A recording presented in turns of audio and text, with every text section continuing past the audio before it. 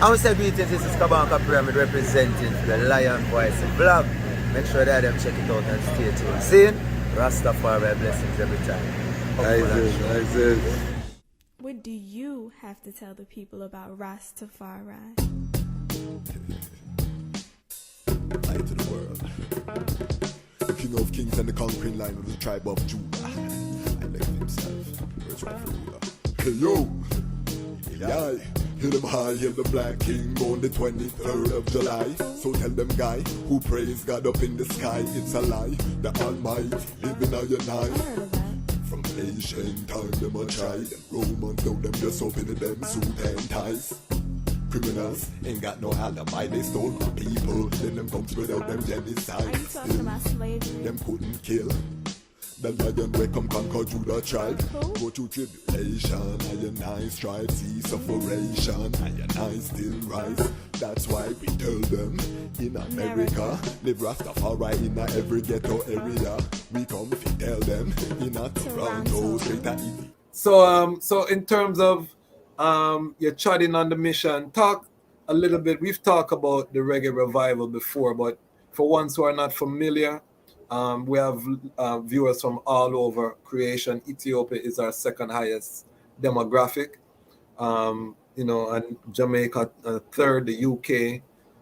Talk to us about the reggae revival, what that energy was, why you chose to create that word sound. Because for ones who don't know, Dutty Bookman was the one who coined the term reggae revival that went global and created a whole firestorm in the media who was for it. It created a discussion that right now I see starting to percolate once again, So talk to us about what was that journey like? Well, as I said, I was really immersed in something special at that time in Jamaica. And I was not the only one who felt it, everybody. It was just one of those things that's obvious. It was a zeitgeist moment, you could say, And everybody was very excited, and I had always been sometimes quietly, sometimes vocally critical of the media, because I just felt like the media kind of takes things, spin it really violently, and then spit it out in whatever direction it may go. And I wanted something more careful. I knew that this thing was going to be noticed. Let me say that. It would have been noticed with or without me coining a term. But what I felt was that somebody else who did not belong to the movement would have coined the term, and I felt that would have been wrong. So actually, at my book launch, my first book, I did it on Hope Road in Kingston at a place called Bookophilia. And very well attended, standing room only in the end. I use that opportunity to suggest that, most of us here in this space know what is happening. Let us give it a name. And I suggested a name, and then it became what it is, shortly thereafter. But that was at the end of 2011. It took about a year and a couple months up until February 2013 before the mainstream media started to publish anything about the reggae revival. And that was thanks to actually journalists from Germany, some really serious reggae journalists who I greatly respect, from Rhythm Magazine. Yeah, man, big them up. I know them. Ellen and Pete. Yes, Ellen and Pete. Big up Ellen and Pete. Yeah, man. They're the most genuine. They made me realize, okay, not all the foreigners are ill-intended, and that was the beginning of the mainstream journey, and so it took me places, it made me go to Europe for the first time. I went to Rotterdam and spoke about it and things like that. I want to be honest with you, Bookman. Most of my viewership is over 40. Some of them never really follow the reggae revival. Who were some of the names that were associated, just so we can, in the early days, we know it's expanded, but in that Yes. foundation period? Who were some of the artists that were prevalent? And we also have to make it clear, it wasn't just the artists, it was the cinematographers, it was the cameramen, it was a whole energy that rose up. But who are some of the names? Yes. So and you correctly said it was really an arts movement, an arts and cultural movement on a whole.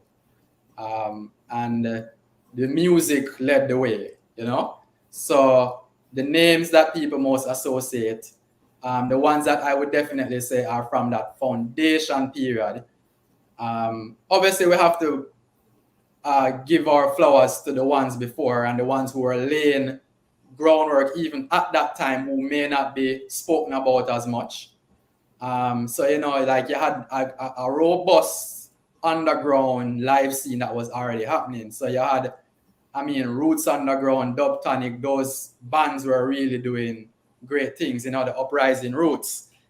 On their shoulders now came Protege, Janine, and I would have to mention the Nomads as one of the key foundation live performing groups of the time. So for me, those three were the ones that generated the excitement. When we used to go out to a place called Jamnesia for these bi-weekly events, the way that people stay at Jamnesia and don't drive back from Bull Bay to town is you keep Protege, Janine, and the Nomads till the end, till 4 o'clock in the morning. That's how people gonna stay, you know? Because when them finish perform, people are ready to go. No disrespect to the other ones, but you know, they were the most, let's say, seasoned for the stage, you know? So they were the most exciting to watch at the time. So And I want to just say that, you know, I caught a piece of that energy. You know, I came down to Jamaica in that time period. I went to some of these early events, you know, a little bit later than them early days. But you're right, you could feel that there was an energy that was really there. My theory, this is my theory. I in Jamaica, anytime the youths them embrace His Imperial Majesty, Emperor Haile Selassie I, it creates a cultural explosion. Because if you look at, you know, even the time with Sizzler, Anthony B, Capleton, Bujo, you know, you could have called that the same type of energy. It's just that within this evolution, the time that we came in, where the technology, because one of the parts of the reggae revival is that the imagery that was coming, you know, to us in the diaspora was so clean.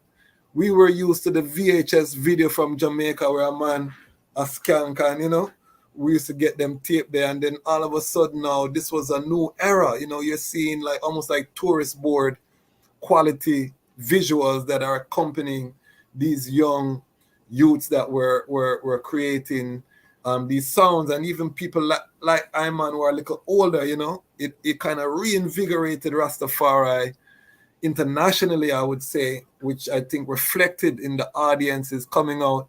And this is something that we as Rastafari have to accept. There is a demand for, you know, those praises to His Majesty, because I'm not seeing that same energy now, to be honest. Mm-hmm. And I think we're seeing it reflected in the demand for reggae globally.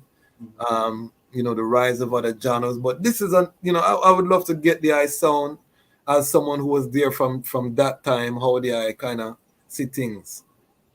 Yeah, I definitely see what you're saying definitely has credence, you know, whenever, because people even always, you know, one of the contentions that people had about the reggae revival word sound was warm to the previous reggae revival, you know? Yes. And it always go back to some point where is that heights of the Rastafari consciousness penetrating mainstream, you know?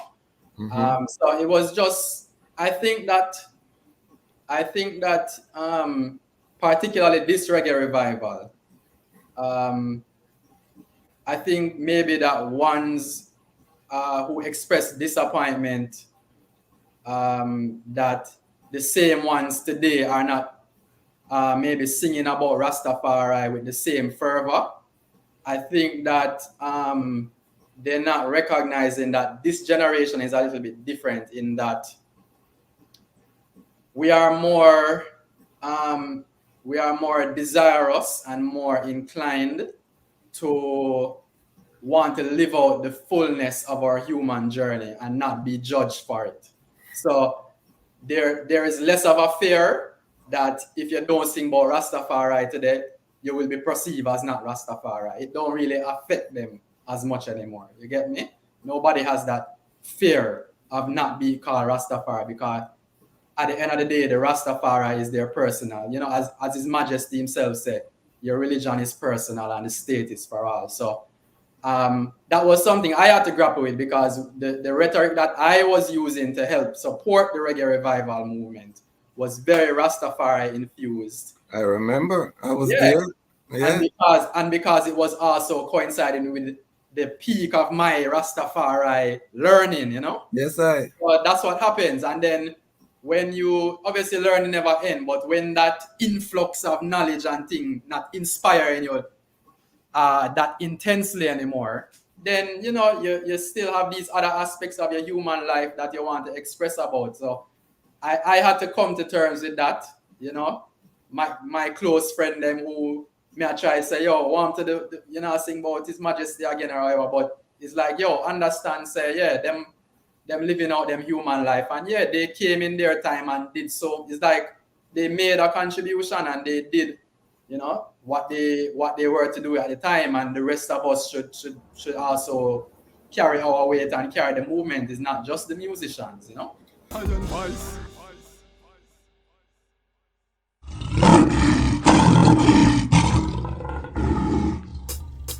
Well, this is the Chaz Match Kwasi and a Dutty Bookman sound. Well, we are here seated in the world's most preeminent military superpower, Washington, D.C. And on the Sabbath day, we gather at the Sankofa bookstore owned by filmmaker Haile Garima to study the words and teachings of His Imperial Majesty through the selected speeches. Enough time is the Dutty Bookman, and when him coming, this is what we all learned. Listen. Well, Haile Selassie he calling.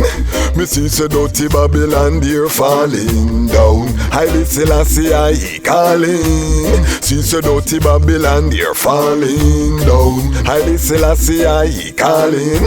Me see so dirty Babylon dear falling down. Haile Selassie he calling. Dutty Bookman give them a warning. Otto van Bismarck him get a beating. The boy divide the continent. Him and him friend them call a meeting.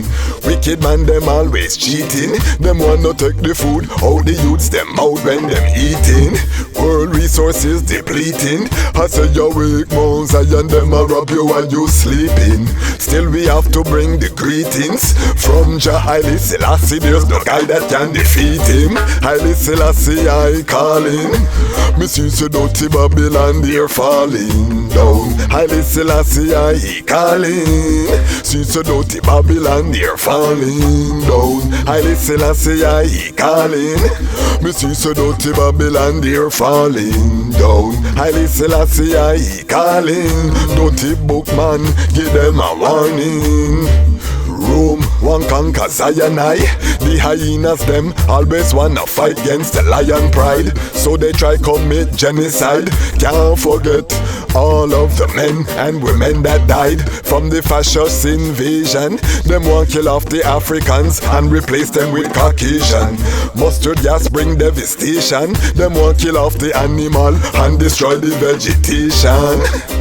They use crop duster planes, they spray poison vapor. Let me explain.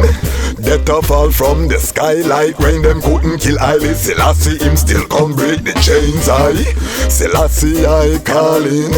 Me see so dirty Babylon they're falling down. Haile Selassie he calling. See so dirty Babylon they're falling down. Selassie he calling. Me see so dirty Babylon they're falling down. Haile Selassie he calling. Dutty Bookman give them a warning. Here come the beer, come with them communism. One lock the Lion of Judah in a prison. 1 year under house arrest. The youths them confused, students start protest. The Rasta say he's the almighty in flesh. Most of the people in the world them say them couldn't care less.